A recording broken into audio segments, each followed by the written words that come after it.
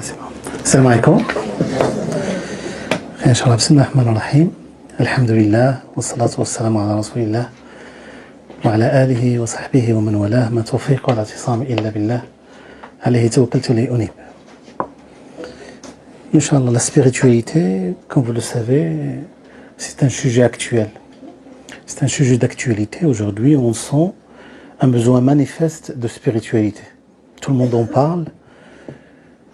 L'homme moderne, malade de sa modernité, cherche comment apaiser son cœur, cherche comment apaiser son âme. Donc il cherche des alternatives.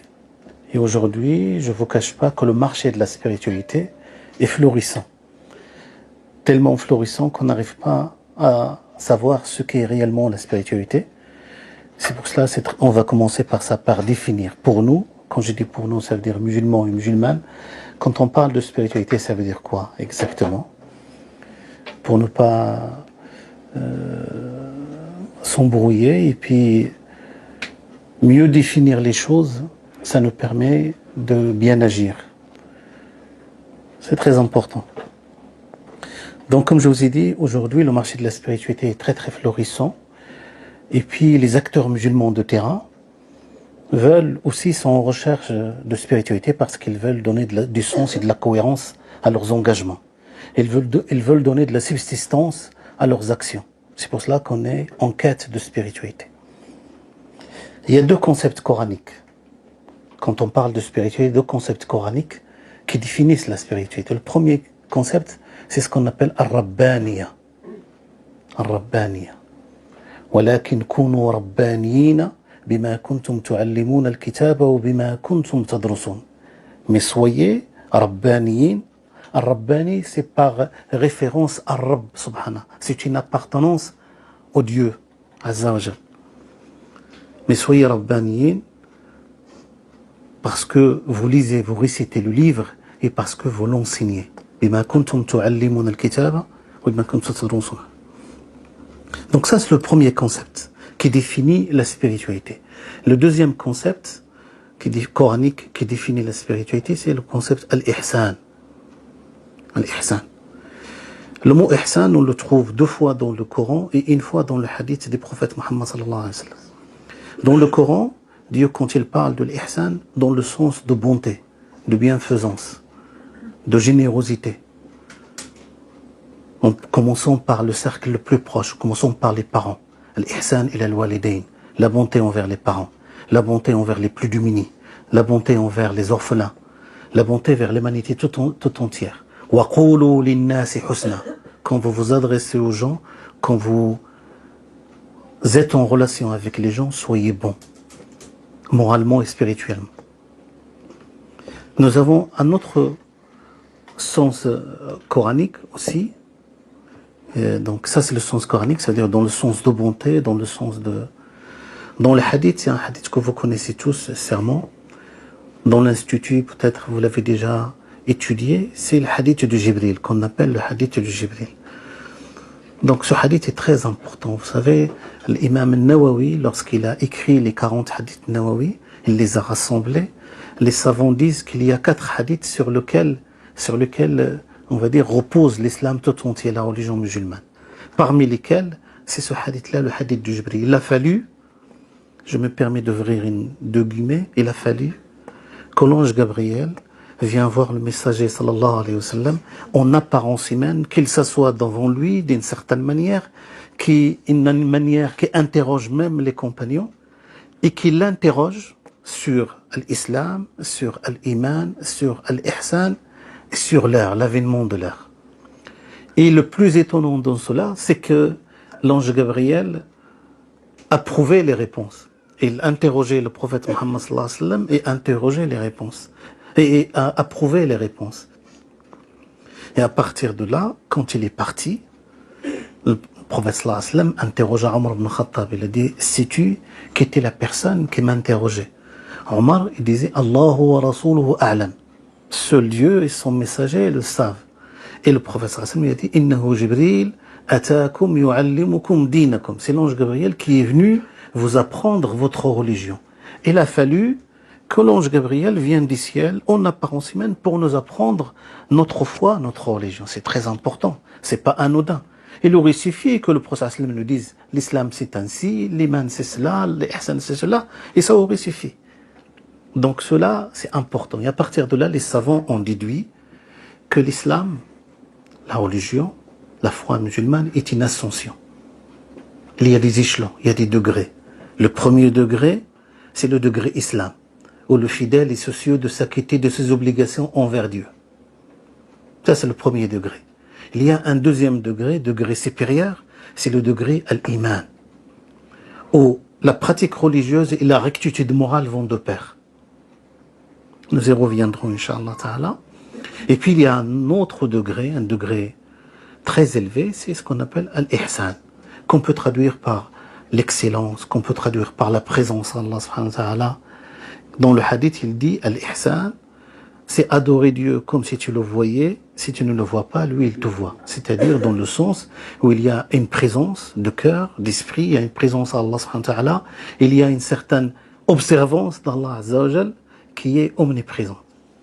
Donc la spiritualité, on peut le traduire par cela, par l'ihsan. Quand on parle de spiritualité, on parle de cet état de présence, de cet état de proximité, de cet état où on goûte la douceur de la foi, on sent que notre foi se fortifie, se consolide et nous rapproche davantage de notre Seigneur subhanahu wa ta'ala. Pour vous signifier cela, je vous donne un exemple qui est pas si loin de chez nous, de nous. Le mois de Ramadan, il est passé, je crois, maintenant, on est presque un mois et demi, à peu près que le mois de Ramadan nous a quittés. Vous avez tous pu sentir, puis ressentir, vivre que la spiritualité est montée en flèche durant ce mois béni. Ben, c'est ça, quand on parle de cet état de présence, de cet état où vous sentez que vous êtes porté, qu'il y a quelque chose qui vous pousse à faire le bien, à le promouvoir, à être bon, à se rapprocher davantage d'Allah subhanahu wa ta'ala, ben c'est ça, c'est ce qu'on appelle la spiritualité. Et puis, quand on parle aussi parmi les sens de l'ihsan, dans le hadith, le prophète sallallahu alayhi wa sallam disait, hadith rapporté par l'imam Ahmed, rapporté par Tirmidhi, le prophète sallallahu alayhi wa sallam disait, quand l'un de vous accomplisse une œuvre, quelle qu'elle soit, qu'il la perfectionne. Al-ihsan, c'est dans le sens de perfectionnement, de perfectionner son œuvre. Et surtout quand c'est une œuvre d'adoration, une œuvre quelconque, une œuvre temporelle, mais quand il s'agit d'une œuvre d'adoration, d'une œuvre de présence à Allah, de proximité avec Allah Azza wa Jal, il faut se donner le moyen de l'accomplir comme il se doit, de perfectionner son œuvre. Donc nous parlons de la spiritualité. Comment goûter la douceur de la spiritualité, comment la fortifier, comment la consolider, comment la vivre, la partager.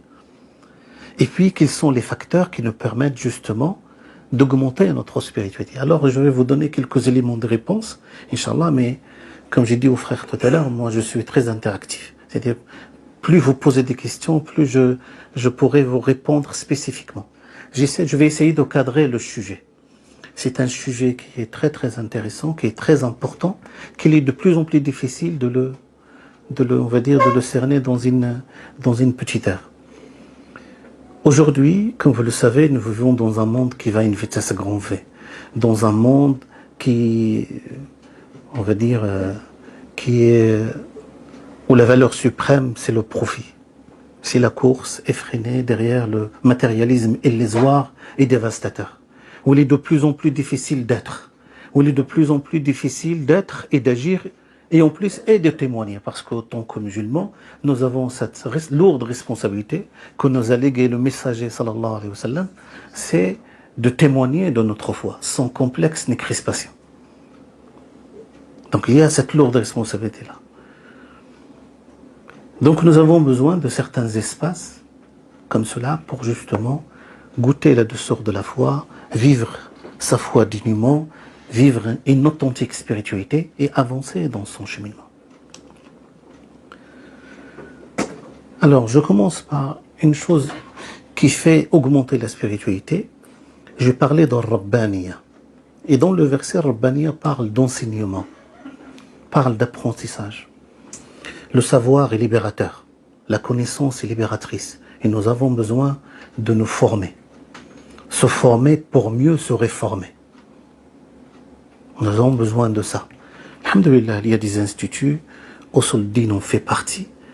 Vous savez, l'apprentissage aujourd'hui, nous vivons dans un monde, comme l'accès à l'information est devenu très très rapide, donc on pense que accéder à la science ou maîtriser le savoir spirituel, le savoir religieux, les référentiels spirituels, il suffit juste de surfer sur certains sites et de croiser les informations, et puis ça se passe pas comme ça.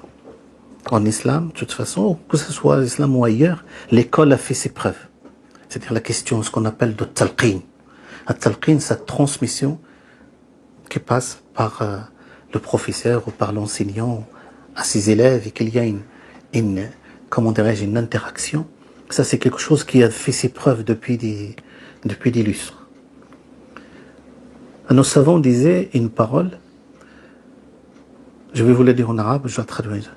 Il disait لا تأخذ العلم عن صحفي ولا القرآن عن مصحفي. لا تأخذ العلم عن صحفي ولا القرآن عن مصحفي. N'apprends pas le savoir ou la science auprès de quelqu'un qui a الصحفي, ça veut dire الصفحات, qui lit les livres, qui a appris la science dans les pages des livres. ولا القرآن, il n'apprend pas le Coran عن صحفي, celui qui a appris le Coran à partir de l'mushaf, à partir des livres. Pourquoi ils ont dit ça? D'abord pour le Coran, parce que l'imam Suyuti, une référence, vous savez, l'imam Suyuti, c'est une sommité, en islam, c'est une référence, il dit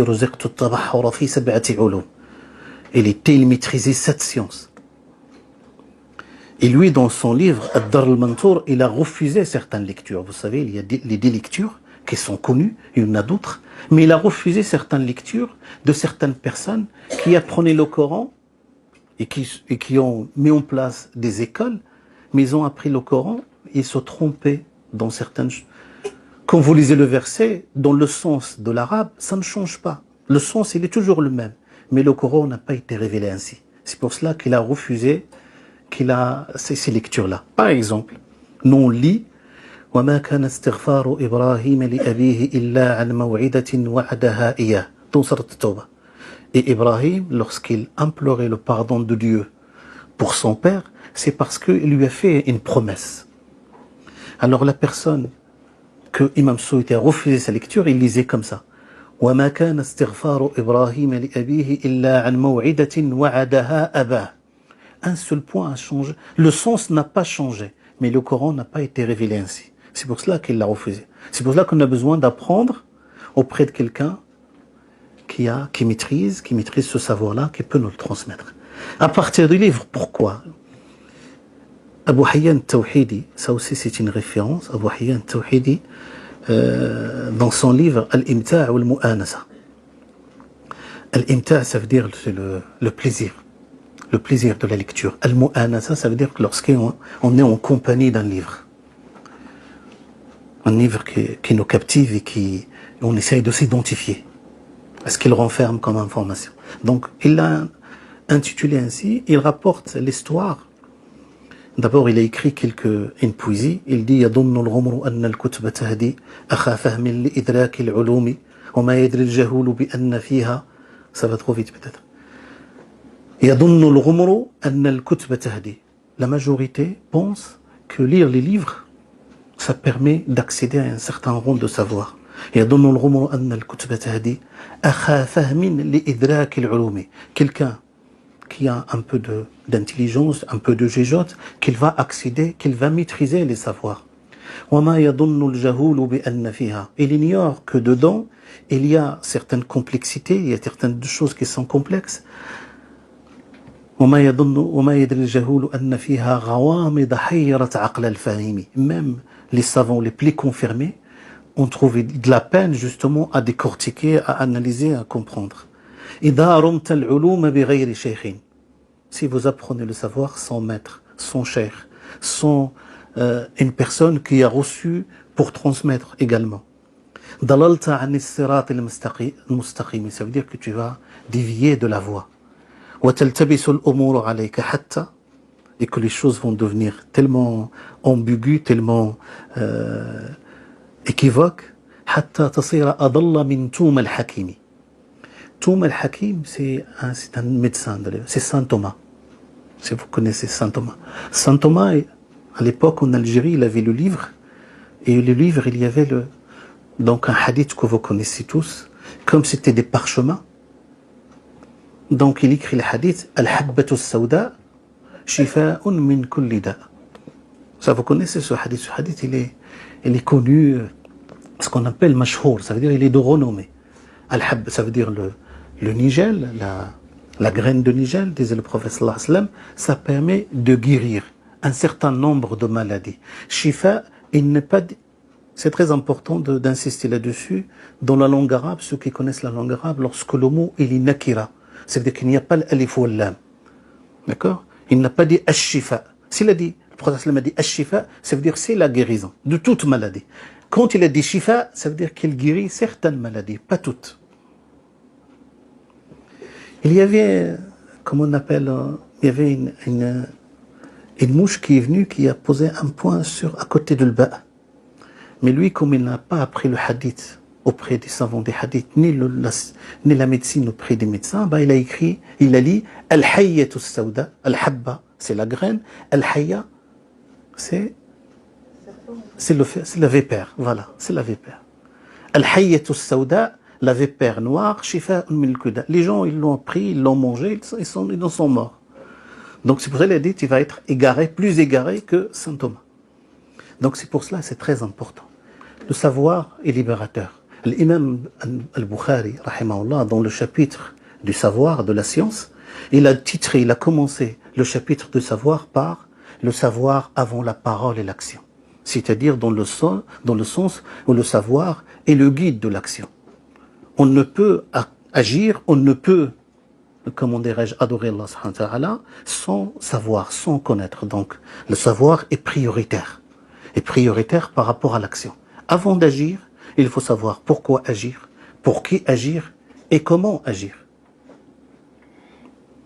Donc ça, c'est un moyen qui permet justement d'approfondir, de consolider, de nous rapprocher dans beaucoup de sciences, comme disaient certains, beaucoup de sciences rapprochent de Dieu, moins de sciences est loin de Dieu subhanahu wa ta'ala. Pour moi, ça c'est très important. Il faut côtoyer des personnes, références qui peuvent nous apporter moralement, spirituellement, scientifiquement, pour pouvoir nous avoir un éclairage sur soi et un éclairage sur le monde. Alors, vous savez, il y a un cheminement qu'a entamé notre messager, sallallahu alayhi wa sallam, avec les compagnons. Et ce cheminement-là, il est important de l'emprunter et de le suivre. Le prophète Mohammed sallallahu alayhi wa sallam avait mis en place, comme vous le savez, à l'époque mécoise, il avait mis en place une école de formation. Cette école de formation se passait dans Darul Arqam ibn al-Arqam, la maison de l'Arqam ibn al-Arqam. C'est important, c'est là où le prophète sallallahu alayhi wa sallam façonnait la personnalité des compagnons. C'est là où il reconstruisait leur identité. C'est important, ce passage-là. Et de cette école de l'Arqam, de l'Arqam ibn al-Arqam, ont sorti des personnes. Ils étaient peu nombreux et peu nombreuses, les compagnons et les compagnonnes. Et de cette école-là sont sorties les personnes qui ont porté cette voie, qui ont porté ce projet, qui ont porté l'islam et qui ont rayonné de ces valeurs partout dans le monde. Vous savez le nombre des compagnons à Médine, à la Mecque à l'époque, et c'était peu nombreux. Donc dans cette école, qu'est-ce qu'on apprend? Quels sont les éléments de réponse qu'on peut apprendre pour notre spiritualité? La première des choses, c'est le cadre. C'est ce qu'on appelle la bonne compagnie. Être bien entouré. Être entouré de compétences. De compétences morales surtout. Parce que malheureusement, la compétence morale fait défaut chez nous plus que la compétence technique. Et surtout, ils étaient en compagnie de la meilleure des créatures. Ils étaient en compagnie du prophète Mohammed sallallahu alayhi wa sallam, le modèle par excellence. Non seulement ils étaient en sa compagnie, mais ils l'aimaient intensément. Ils aimaient le prophète Mohammed sallallahu alayhi wa sallam intensément. Et aimaient, au-delà des sentiments d'amour qu'il avait, mais ce sentiment était conjugué avec une imitation sincère des gestes des prophètes Mohammed sallallahu alayhi wa sallam. Pas l'imitation des gestes extérieurs des messagers. Ça, c'est une obligation, comme vous le savez. Lorsqu'on imite les gestes des messagers dans la prière, c'est une obligation. Sallu kama ra'aytumuni usalli. Priez comme vous m'avez vu faire. Mais le modèle était aussi modèle de comportement. Le modèle n'était pas juste un modèle juste pour d'origine gestuelle, mais le modèle était un modèle de comportement. Il fallait l'imiter, il fallait l'aimer, il fallait suivre, et il fallait participer au projet auquel les initiés le prophète Mohammed sallallahu alayhi wa sallam. Ça, c'est très important. Aujourd'hui, dans notre monde, nous avons besoin de nous entourer de compétences. Nous avons besoin de choisir, de côtoyer les meilleurs moralement et spirituellement, de cultiver de bonnes relations avec les pieux. Dans beaucoup de hadiths, j'en cite que quelques-uns. Par exemple, le hadith rapporté par Tirmidhi et Abu Daoud, selon Abu Huraira, le prophète sallallahu alayhi wa sallam disait « Chacun a la même intensité de foi que son ami le plus intime. Choisissez donc vos amis avec soin. Al-mar'u ala dini khalilihi falyandur ahadukum man yukhalil. » Chacun et chacune a la même intensité de foi que son ami le plus intime. Choisissez donc vos amis avec soin. Dans le verset coranique de Sourate Al-Kahf, واصبر نفسك مع الذين يدعون ربهم بالغداة والعشي يريدون وجهه. Et résigne-toi en compagnie de ceux qui adorent leur Seigneur au début du jour et à sa fin, dans l'espoir de voir un jour sa face. ولا تعد عيناك عنهم تريد زينة الحياة الدنيا. Et ne te détourne pas, ne te dérobe pas à leurs assises parce que tu as été attiré par le faux clinquant de cette vie. Donc ça, c'est très important. Le prophète sallallahu alayhi wa sallam nous conseillait, disait لا تصاحب إلا مؤمنا ولا يأكل طعامك إلا تقي. Hadith chez l'imam Bukhari. Ne côtoie qu'une personne pieuse, qu'une personne qui peut t'apporter, qui peut te tirer vers le haut. Et ne partage ton repas qu'avec des personnes qui ont la foi, qui vont respecter l'offrande qui est faite, qui vont respecter cette nourriture, qui vont pas la gaspiller, qui vont comment dirais-je, la respecter à sa juste mesure, à sa juste valeur. Donc ça, c'est pour moi le point le plus important, c'est celui-là, c'est de savoir s'entourer, c'est de trouver sa place, de côtoyer les personnes, que ce soit un groupe, que ce soit une personne qui peuvent nous apporter, qui peuvent avec... Vous savez, l'adage en français, on dit on devient courageux en compagnie des braves. Ben, on devient très spirituel en compagnie des personnes qui sont très spirituelles. On devient pieux en compagnie des personnes, frères ou sœurs d'ailleurs, qui sont très très pieuses. C'est très important. Ça. Deuxième élément de réponse, ben, il faut ce qu'on appelle l'effort dans la pratique. L'imam, il y a la semaine dernière, vous aviez parlé de Al-Ghazali, c'est ça, c'est le thème, c'était Al-Ghazali. L'imam Al-Ghazali parle de l'mujahada, l'effort dans la pratique. Al-Mujahada. Et quand il parle de l'Mujahada, il donne quatre piliers de l'Mujahada. Le premier, il dit As-Sahar. As-Sahar, ça veut dire l'insomnie. Pas l'insomnie, ça veut dire ne pas dormir. Quand il parle de ça, il parle de la prière nocturne. Il parle vous savez, la nuit, dans Surat Al-Muzammil, je vous invite à lire et à relire et à contempler Surat Al-Muzammil. C'est parmi les premières sourates révélées au messager sallallahu alayhi wa sallam. Il parle de l'ail, de la valeur de la nuit.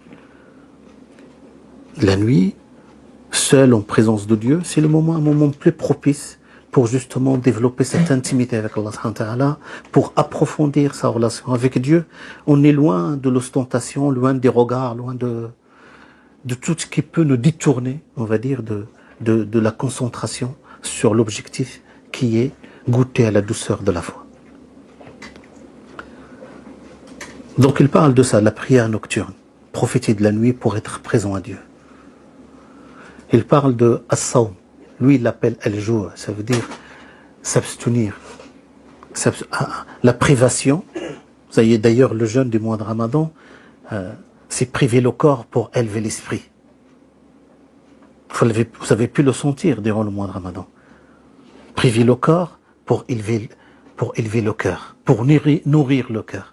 Ben, la même chose. Au-delà, vous savez, le jeûne, ça ne se limite pas juste au mois de Ramadan. Parmi les actes, parmi les affluents de la foi, comme vous le savez, dans la vie des fidèles, parmi les affluents de la foi, il y a des affluents, il y a des obligations qui en incombent une fois dans la vie. Tel le pèlerinage à la Mecque.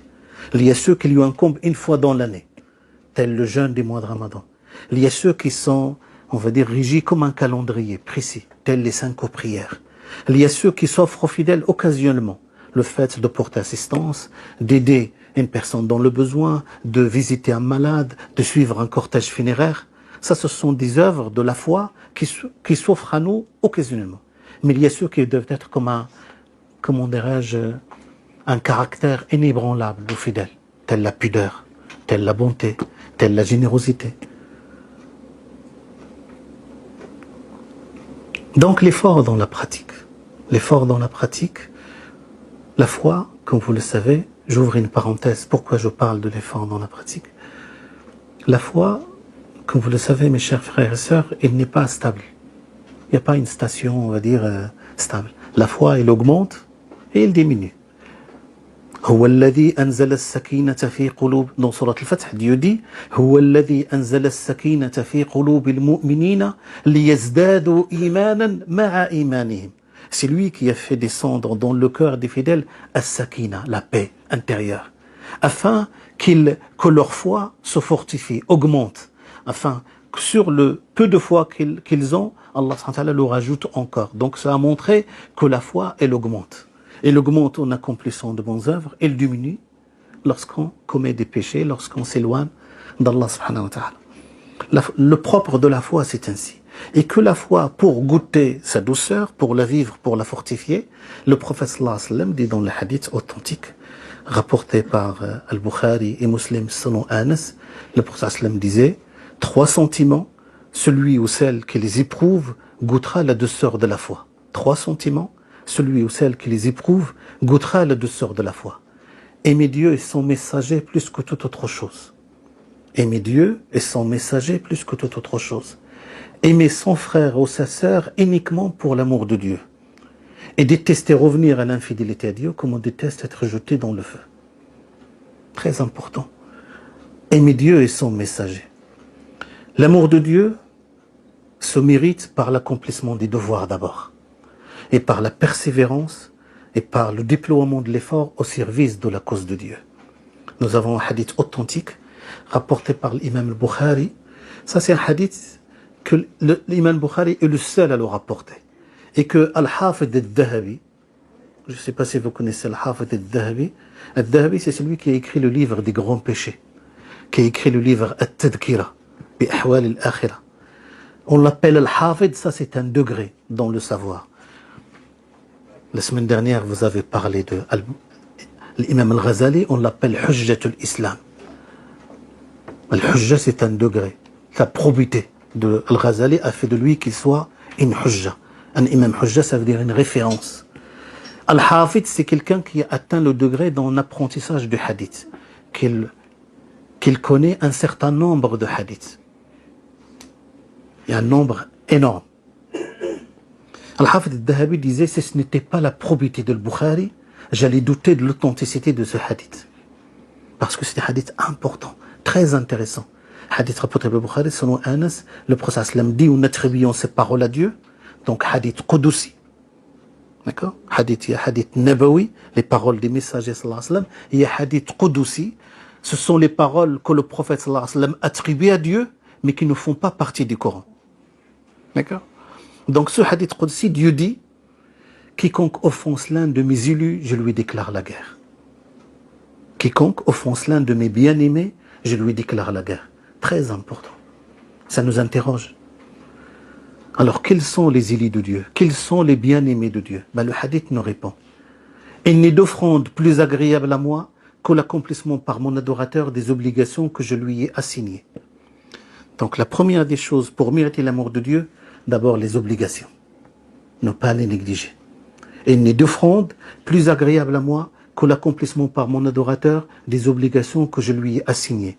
Mon adorateur, s'il persévère dans les actes surrogatoires, finira par mériter mon amour. Mon adorateur, s'il persévère dans les actes surrogatoires, finira par mériter mon amour. Quand je l'aurai aimé, je saurai son oui avec laquelle il entend, sa puissance de vision avec laquelle il perçoit le monde, sa main avec laquelle il agit, son pied avec lequel il marche. S'il me demande quelque chose, j'exaucerai son vœu. S'il se réfugie en moi, je serai son protecteur. Je n'hésite en rien de ce que je veux faire, à part de prendre l'âme de mon adorateur. Lui n'aime pas mourir et moi je n'aime pas qu'il soit contrarié. C'est un grand privilège, mes chers frères et sœurs, de se savoir visé par ce hadith. C'est un grand privilège d'être destinataire de cette lettre de vérité. La persévérance, l'effort dans le pratique a un usufruit qui est très important. L'imam Ibn Kathir, dans son exégèse du Coran, le livre Tafsir Ibn Kathir que vous connaissez, il a dit quelques paroles très intéressantes, hautement importantes. Il dit qu'Allah subhanahu wa ta'ala, Dieu, par sa miséricorde, par sa bonté, par sa grâce, il a fait que toute personne qui vit, qui grandit dans une activité ou dans une action, Allah subhanahu wa ta'ala, lorsqu'il le rappelle à lui, il le rappelle dans le même état. C'est-à-dire, si une personne passe sa vie dans l'adoration, dans la bonté, à rendre service, à être serviable, à être bon, à promouvoir le bien, Allah subhanahu wa ta'ala, lorsqu'il le rappelle, lorsqu'il prend son âme, il le prend dans cet état de bonté et de proximité. Et lorsqu'il le ressuscite le jour du jugement dernier, il le ressuscite dans le même état. Et il a cité un hadith authentique rapporté par le Bukhari et Muslim, son nom Abdullah ibn Abbas, radiyallahu anhu wa arda. Abdullah ibn Abbas disait qu'un homme effectua le pèlerinage avec le messager sallallahu alayhi wa sallam. Vous savez, le messager, il a effectué un seul pèlerinage. C'est le pèlerinage de Dieu. Après, il en est mort, sallallahu alayhi wa sallam. Donc, lors de ce pèlerinage, un homme accomplit ça, le pèlerinage avec le messager, sallallahu alayhi wa sallam. فَوَقَسَتْهُ نَاقَتُهُ. Le mot en arabe, il dit حَجَّ رَجُلٌ مَعَ رَسُولِ اللَّهِ صلى الله عليه وسلم فَوَقَسَتْهُ نَاقَتُهُ. C'est-à-dire que la monture, naqa, c'est la chamelle. La chamelle a levé ses pieds de devant. Waqasathu, ça veut dire il a levé ses pieds de devant. Elle est tombée sur sa tête et l'on est mort. Et le prophète sallallahu alayhi wa sallam leur a dit Ghassiluhu bima'in wa sidr. Réalisez sa toilette mortuaire avec de l'eau et avec du feuille de jujubier. Wa kaffinuhu fi tawbayh. Le linceul va être les deux tissus de l'état de sacralisation. Tawbayh al-ihram. Vous savez, lorsqu'on effectue le pèlerinage, on se débarrasse de tout ce qui est cousu. On prend deux tissus, deux draps qui ne sont pas cousus. Le prophète il a dit, ça sera ça le linceul de cette personne. وَلَا تُخَمِّرُوا رَأْسَهُ. Ne lui couvrez pas la tête. Parce que le pèlerin ne couvre pas la tête. Il est interdit pour le pèlerin de se couvrir la tête. وَلَا تَمَسُّوهُ بِطِيبٍ. Et ne le parfumez pas. Parce que le pèlerin, lorsqu'il est en état de sacralisation, il ne se parfume pas. Ça, on le fait avant l'état de sacralisation. فَإِنَّهُ يُبْعَثُ يَوْمَ الْقِيَامَةِ مُلَبِّيًا. Pourquoi on ne fait pas tout ça? Parce que la personne va être ressuscitée le jour du jugement dernier en train de faire at-talbiyah, en train de faire labbayk Allahumma labbayk, labbayk la sharika lak labbayk, innal hamda wal ni'mata lak wal mulk la sharika lak. C'est-à-dire qu'Allah subhanahu wa ta'ala, le fait de persévérer, d'être dans cet état d'adoration, de présence, Allah azza wa jalla, lorsqu'il nous rappelle à lui, lorsqu'il nous ressuscite le jour du jugement, on sera dans cet état de proximité, d'adoration, de présence à Allah azza wa jalla. Donc ça, c'est très important. L'effort dans la pratique. Alors, les actions, on va dire, notre pratique, elle est plus efficiente, elle est plus, on va dire, donne bonne et abondante moisson lorsqu'il est accompli en groupe. Lorsqu'il est accompli en groupe, il a plus d'impact, il a plus de retour spirituel sur nous. C'est pour cela que le prophète Muhammad sallallahu alayhi wa sallam dit dans le hadith Alaykum bil jama'a, al jama'atu rahma, wal furqatu adab. Le groupe est une miséricorde. La discorde, la dislocation, c'est un adab, ça veut dire c'est un châtiment. Pourquoi je parle de ça? Parce que dans un hadith authentique rapporté par l'imam Ahmed, Anas ibn Malik, radiyallahu anhu, disait, le compagnon Abdullah ibn Rawaha, lorsqu'il rencontrait l'un des compagnons du messager sallallahu alayhi wa sallam, il le prenait par la main et lui dit, viens, que nous nous exercions à goûter la douceur de la foi. Ta'ala bina nu'min sa'a. Viens, que nous nous exercions à goûter, à vivre la foi, ou à s'exercer à goûter la douceur de la foi. Et une fois, il a fait l'invitation à une personne, la personne se fâcha, et il est parti se plaindre auprès des messagers, sallallahu alayhi wa sallam. Il a dit, ô messager, n'as-tu pas vu Ibn Rawaha, il nous invite à des assises de la foi autres que les tiennes. Et le prophète sallam lui a dit, Yarhamullah ibn Rawaha, Yarhamullah, que Dieu fasse miséricorde à Ibn Rawaha, elle aime les assises où les gens font compétition pour y assister. Innahu yuhibbul majalisa allati tatabaha biha al-malaika. Elle aime les assises où les gens font compétition pour y assister. Et c'était des assises de science, de savoir, de mention de Dieu subhanahu wa ta'ala, pour mentionner Dieu, pour se rapprocher de lui. C'est très important. Donc dans l'effort, dans la pratique, il y a d'abord la prière, qu'on appelle l'ascension des fidèles.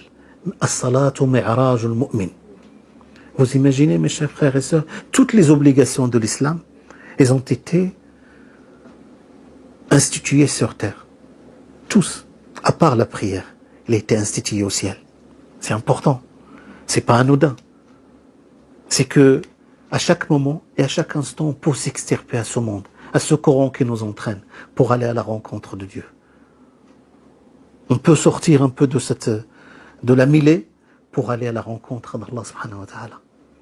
La prière est un dialogue qui s'initie entre l'adorateur et les seigneurs. C'est pour cela que le prophète Mohammed sallallahu alayhi wa sallam disait وَجُعِلَتْ قُرَّةُ عَيْنِي فِي الصَّلَاةِ, et que la sérénité, la joie de mon cœur se trouve dans la prière. Et parmi les derniers conseils du prophète sallallahu alayhi wa sallam, c'est justement la prière. Il y a un hadith authentique chez l'imam al-Bukhari et Muslim qui doit nous interroger, qui doit nous interpeller. Ce hadith, selon Abu Hurairah, le prophète sallallahu alayhi wa sallam disait que ce qui fait la force, ce qui fait la cohésion, l'homogénéité de l'islam, c'est comme une chaîne. C'est comme une chaîne. Et que cette chaîne, les maillons de cette chaîne vont sauter les unes après les autres. En fait, les valeurs de l'islam, ce qui fait la force de l'islam, ce qu'on appelle al-ura, la tunqadanna ura al-islami urwatan urwa. C'est-à-dire ce qui fait la force, la cohésion, l'homogénéité de l'islam, ce sont des maillons d'une chaîne qui vont sauter les unes après les autres. Le premier maillon qui va sauter, c'est le pouvoir. Et quand vous lisez l'histoire de l'islam, après les 4 califes, ou même à partir des 3e califes, il y a ce qu'on appelle al-fitna al-kubra. Donc, le premier maillon a sauté. Et à chaque fois qu'un maillon saute, les gens s'accrochent à celui qui suit. Et le dernier qui sautera, c'est la prière. Je vous dis ça pour nous interroger tous et toutes sur notre prière. Malheureusement, je parle de ma petite personne. Je ne cible personne. Malheureusement, on rentre en prière. On pense à tout, à part Allah subhanahu wa ta'ala devant lequel nous nous présentons. Quand j'ai parlé de dialogue, il faut méditer, il faut essayer de méditer, de penser intensément à la sourate prologue, à la sourate al-Fatiha, que nous lisons minimum 17 fois par jour. Dans cette sourate, Dieu dit Bismillahirrahmanirrahim. Beaucoup de musulmans oublient de la lire. C'est un verset de sourate al-Fatiha. Juste entre guillemets. Quand vous entendez l'imam dire juste Alhamdulillah Rabbil Alamin, ça veut dire qu'il l'a dit discrètement, comme faisait le messager sallallahu alayhi wa sallam. Ça, c'est un verset. Le premier verset de sourate al-Fatiha, c'est Bismillahirrahmanirrahim. Au nom de Dieu, le clément, le compatissant. Alhamdulillah Rabbil Alamin. Gloire à Dieu, Seigneur du monde. Dans le hadith chez l'imam Ahmed, chez l'imam Muslim, selon Abu Hurairah, le prophète sallallahu alayhi wa sallam dit, nous attribuons ces paroles à Dieu. Dieu dit, je partage la prière avec mon adorateur. Quand il dit, gloire à Dieu, Seigneur du monde, je dis, mon adorateur me glorifie. Quand il dit, le clément, le compatissant, je dis, mon adorateur me fait louange. Quand il dit, maître du jour du jugement, je dis, mon adorateur m'exalte. Quand il dit, c'est toi que nous adorons, et c'est de toi que nous attendons assistance, je dis, c'est le lien entre moi et mon adorateur.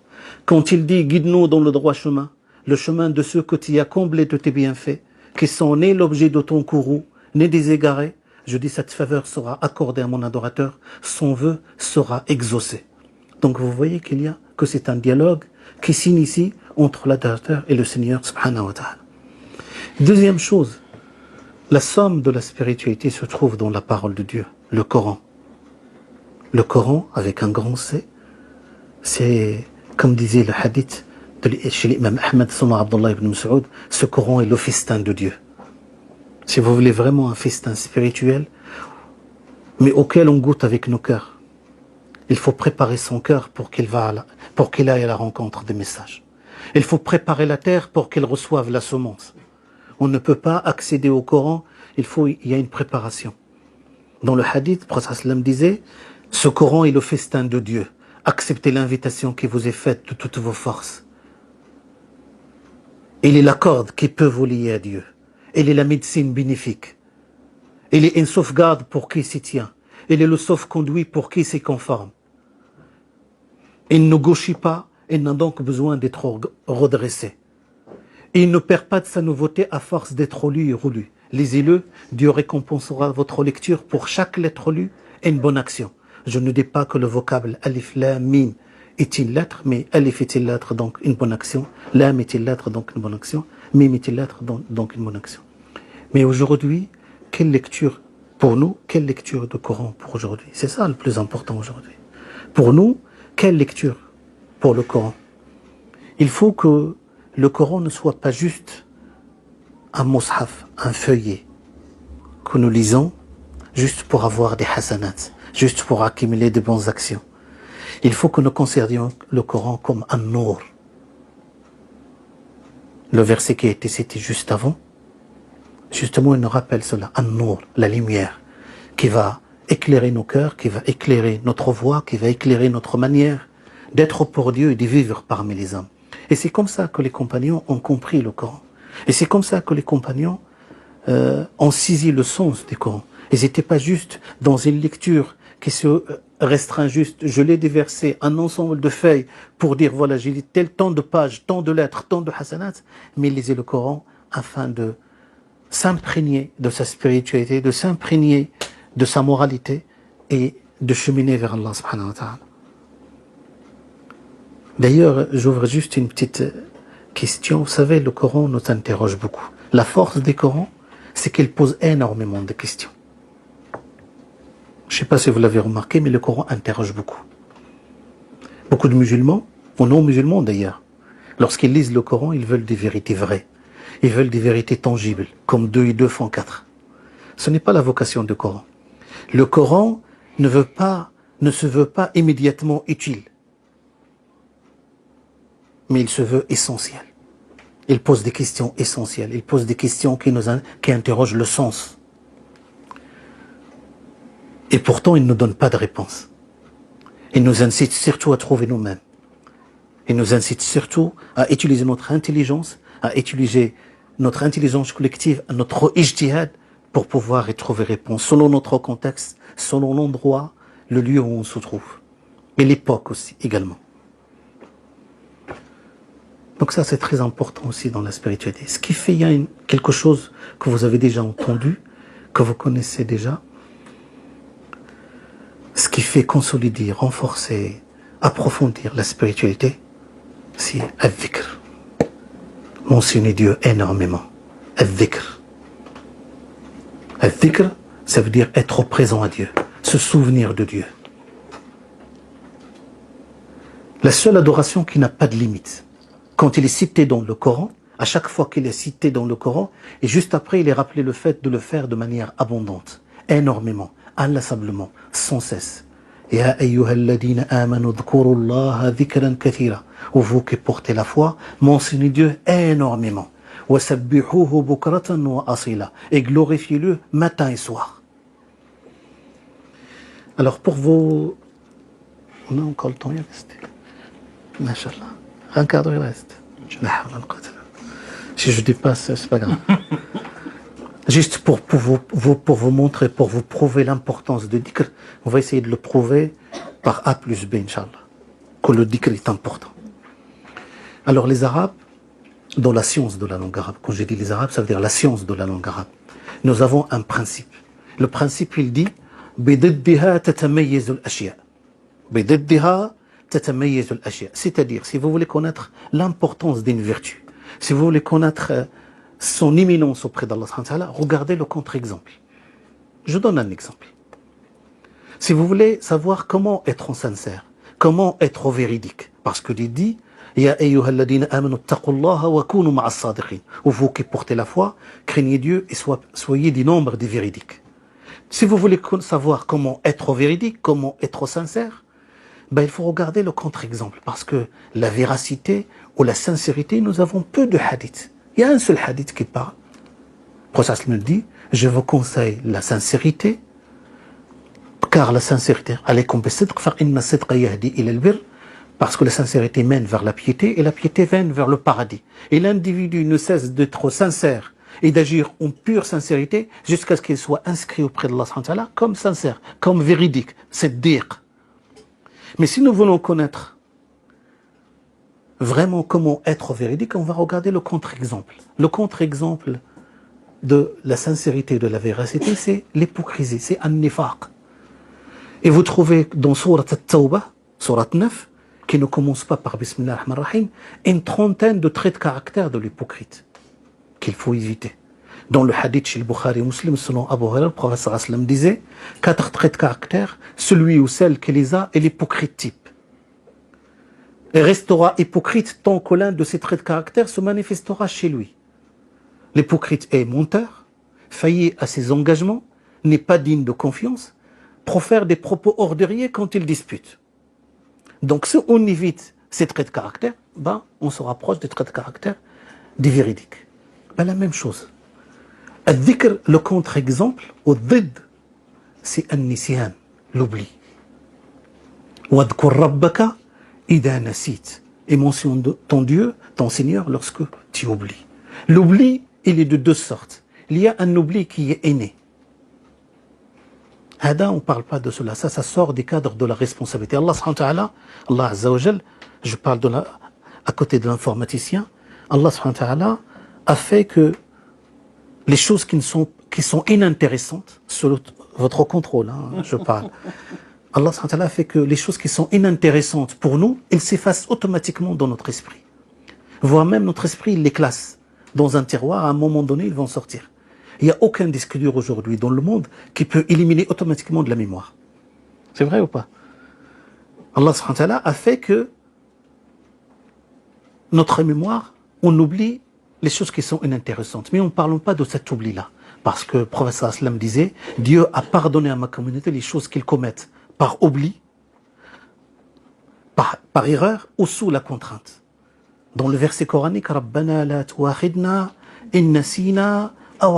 Seigneur Dieu ne nous tient pas grief sur les choses que nous commettons par erreur ou par oubli. Mais je parle de l'oubli volontaire, l'oubli conscient. J'oublie mais consciemment. Je sais qu'il faut faire, je sais qu'il faut agir, mais je ne veux pas le faire. C'est cet oubli-là dont on parle. Alors pour cet oubli, je vais vous citer 2 versets du Coran. Le premier verset du Coran que vous connaissez dans Surat Al-Hashr, Dieu dit وَلَا تَكُونُوا كَالَّذِينَ نَسُوا اللَّهَ فَأَنْسَاهُمْ أَنفُسَهُمْ. Et ne soyez pas comme ceux qui ont oublié Dieu et Dieu leur a fait oublier leur propre personne. C'est grave. Si Dieu vous oublie, c'est grave. C'est irréparable. Si Dieu vous oublie, tout vous oublie. Donc ça, c'est la première des choses.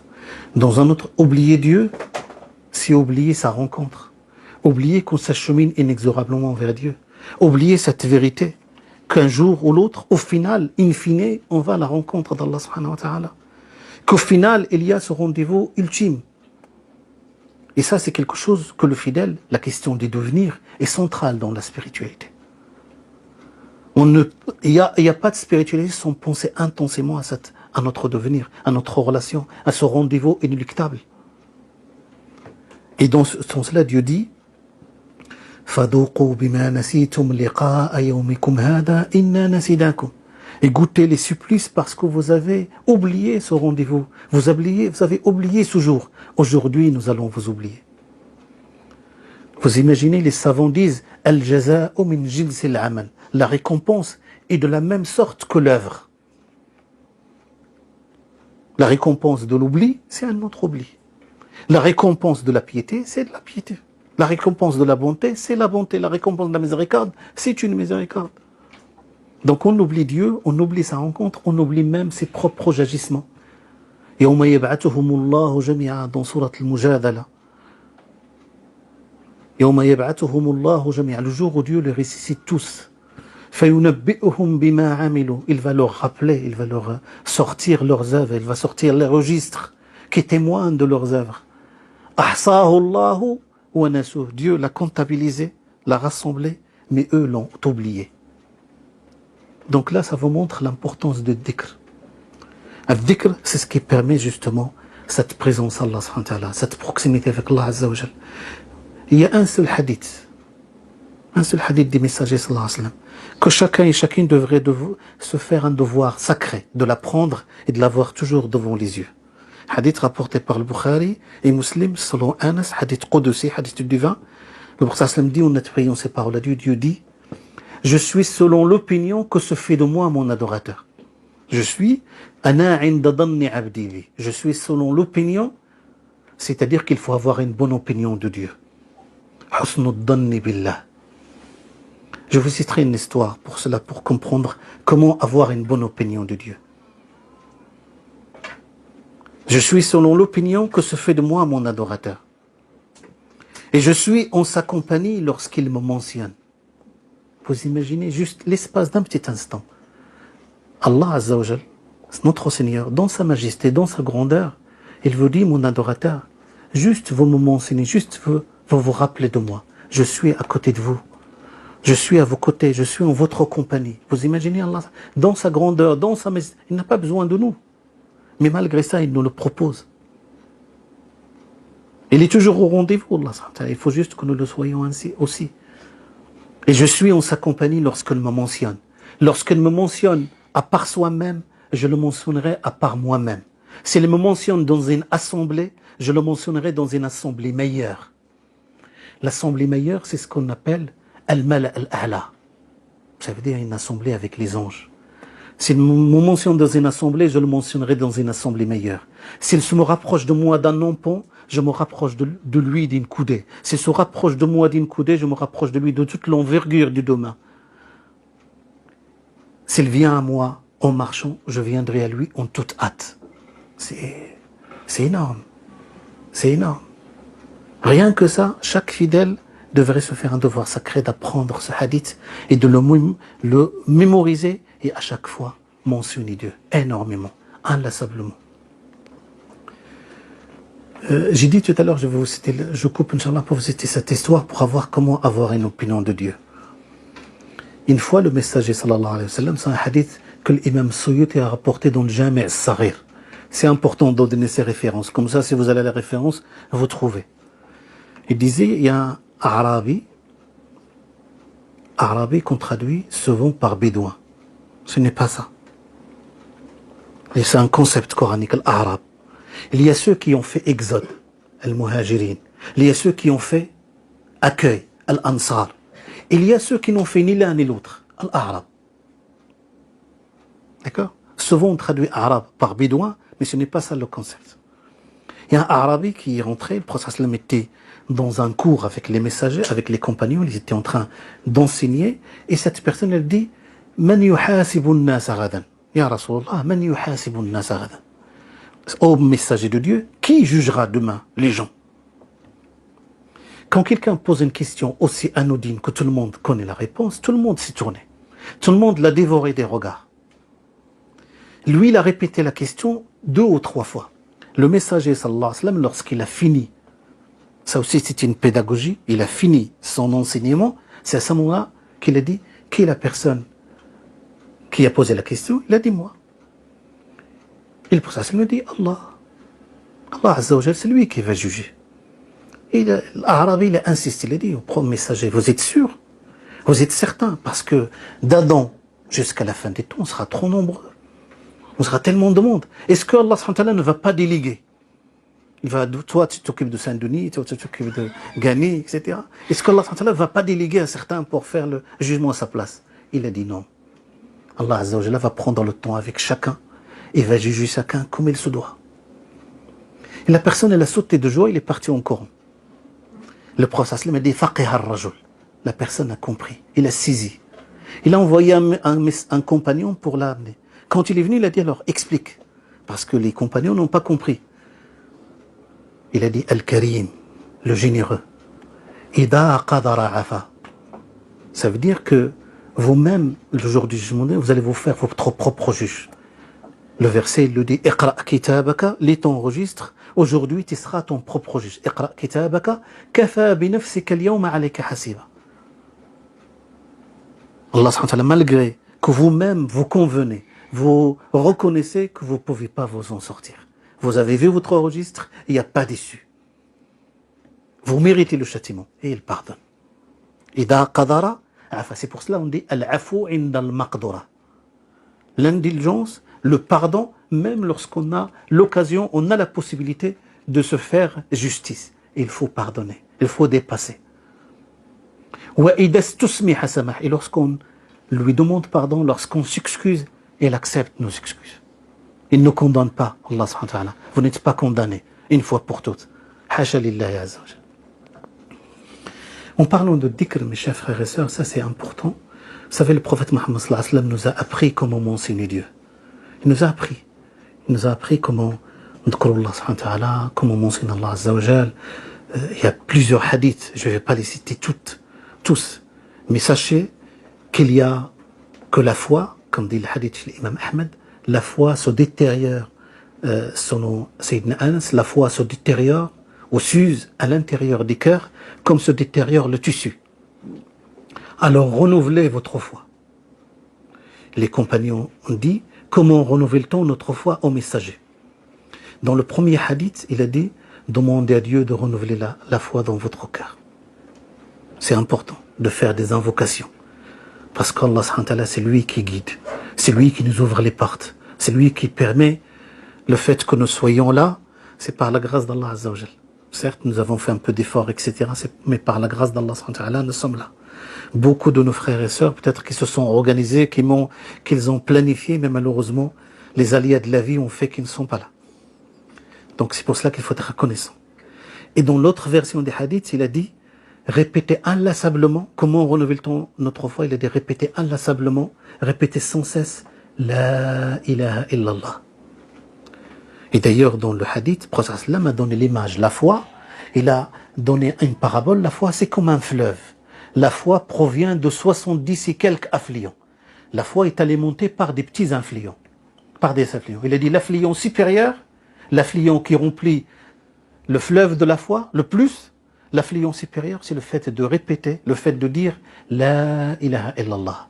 L'affluent inférieur, c'est le fait d'ôter du chemin tout ce qui peut nuire. Et la pudeur est un affluent de la foi. Ibn Ata Allah Sakandari, je ne sais pas si vous connaissez Ibn Ata Allah Sakandari, Sahibul Hikam, le livre des sentences, les sentences d'Ibn Ata Allah, ils sont traduits. Abdullah Penou, je crois c'est lui qui a traduit. C'est une belle traduction, je vous conseille, Inch'Allah Ta'ala. À une certaine époque, dans les maisons, dans les chinous, dans les maisons musulmanes, vous trouvez, il y avait les bibliothèques étaient creusées dans le mur. Des petits, ce qu'on appelle taqa. Voilà, des coins, des petits coins dans le mur. Vous trouvez le Coran, vous trouvez al-Hikam al-Ata'iyya d'Allah Sakandari, et vous trouvez le livre Kitab al-Shifa, Bitarif Huquq al-Mustafa lil-Qadi Iyad. Vous trouvez ces trois livres à une époque, dans certaines régions. Ça veut dire que c'était les livres de référence. Ibn Allah Sakandari disait, parce que beaucoup de personnes ils disent, mais je mentionne Dieu, mais malheureusement je ne sens rien. Je fais des dhikr pourtant, mais et rien ne se passe. Je ne sais pas qu'est-ce qu'il cherche. Le fait déjà de mentionner Dieu, c'est déjà un grand privilège. Il cherche des friandises. Est-ce qu'après le dhikr, je vais sentir un état... Il y a un passage obligé. Le passage obligé, c'est que je mentionne Dieu sans rien ressentir. C'est déjà, je sors d'un état d'insouciance totale où je me rappelle pas d'Allah subhanahu wa ta'ala, et là je commence à le mentionner. C'est déjà... Ibn Ata Allah Sakandari, en réponse à ces personnes-là, il dit La tatruki dhikra li'adami hudurika ma'allahi fihi. Ne délaisse pas le dhikr parce que tu n'es pas présent à Dieu, parce que tu ne ressens rien. Parce que le fait de mentionner Dieu en étant inattentif, en étant distrait, en étant insouciant, est meilleur que le fait d'être insouciant et de ne pas mentionner Dieu. Au moins là, tu mentionnes Allah subhanahu wa ta'ala. Fa'asa. Asa, c'est adat tarajji. C'est-à-dire c'est de l'espoir, on espère. Car Allah subhanahu wa ta'ala, il va t'élever d'un dhikr avec ghafla, avec insouciance, et la dhikrin ma'a wujudi hudur, à un état de dhikr avec présence. Et d'un dhikr avec présence, d'un dhikr où la personne oublie tout ce qui se passe autour de lui, à part Allah subhanahu wa ta'ala. Donc c'est très important.